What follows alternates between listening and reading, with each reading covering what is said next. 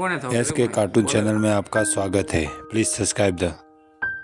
Lockdown से पहले गीता के घर का नजारा कुछ ऐसा था कि रोहन ऑफिस जाता था और शिविन स्कूल। जिनके घर से जाने के बाद गीता काम खत्म करके बाकी समय आराम करती थी। लेकिन लॉकडाउन के बाद ऑफिस और स्कूल घर में ही खुल गए और इससे गीता का हाल वो तो आपको देखने में ही मजा आएगा। शिविन, ओ शिविन, महाराज उठने के लिए क्या 21 तोपों की सलामी लेंगे? अरे बिस्तर से बाहर निकल, ऑनलाइन क्लास स्टार्ट होने वाली है। अरे तुम भी हद करती हो, स्पीकर की तरह चिल्लाने की क्या जरूरत है?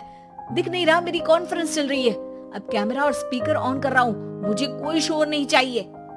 इस पर जैसे ही रोहन लैपटॉप का कैमरा और स्पीकर ऑन करता है तभी कुकर की सीटी बजती है।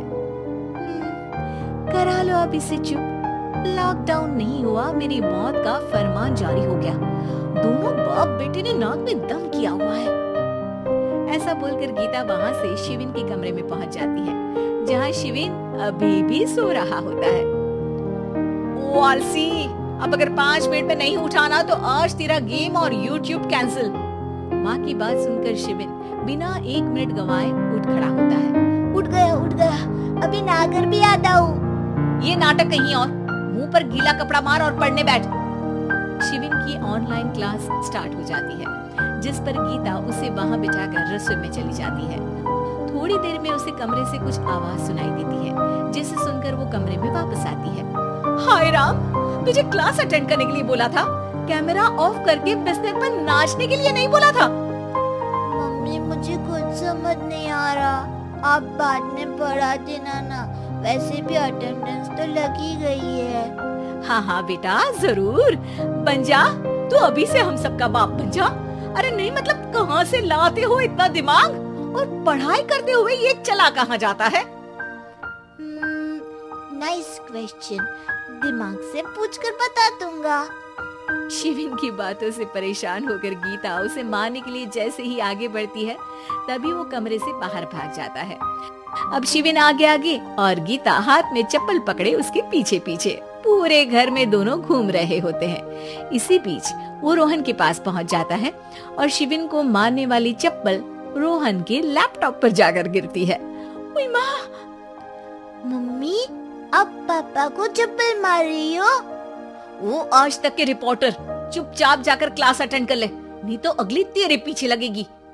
इस पर शिविन वहां से चला जाता है, जिसके बाद रोहन गीता से कहता है, इस सर्कस के लिए कुछ बोलना चाहोगी? अरे क्या करूं, जब से तुम दोनों घर में रहने लगे हो, घर अपने आप ही सर्कस बन गया है और मैं तुम्हारी नौकर।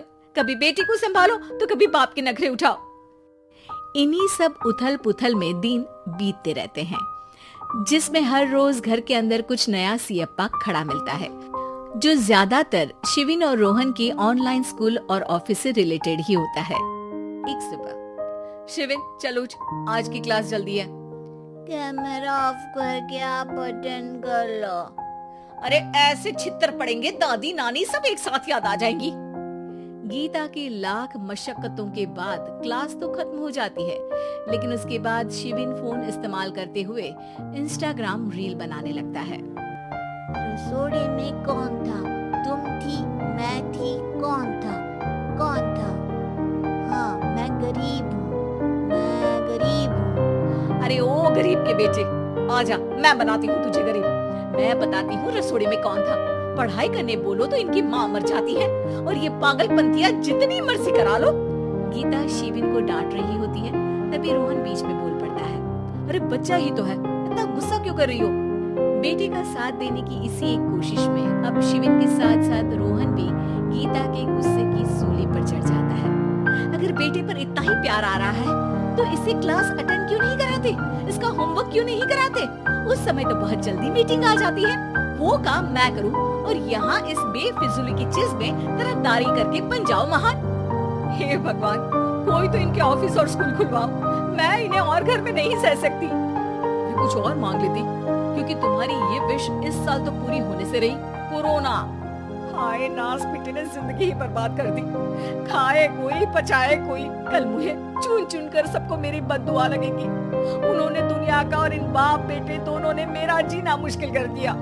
गीता वहाँ से चली जाती है। जिसके बाद रोहन शिविन से कहता है, अरे तुम्हारी मम्मी इतनी भड़की हुई क्यों है? आपकी वजह से पूरा समय घर में रहते हो और उस पर कोई काम कराने की जगह बस ऑर्डर देते रहते हो। अच्छा बेटे, सारा इल्जाम मुझ पर, पूरा दिन तो वो तुम पर ही चिल्लाती है। हाँ, मतलब दोनों का 50-50 है, कुछ करना पड़ेगा। वो कहते ना, make the best out of worst. I have an idea.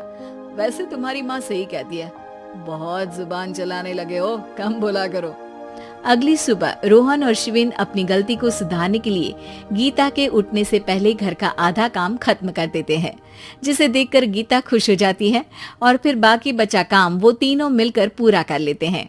जिसके बाद अब वो सब मिल बांट कर हर काम में एक दूसरे की मदद करते हुए लॉकडाउन का मजा लेने लगते हैं।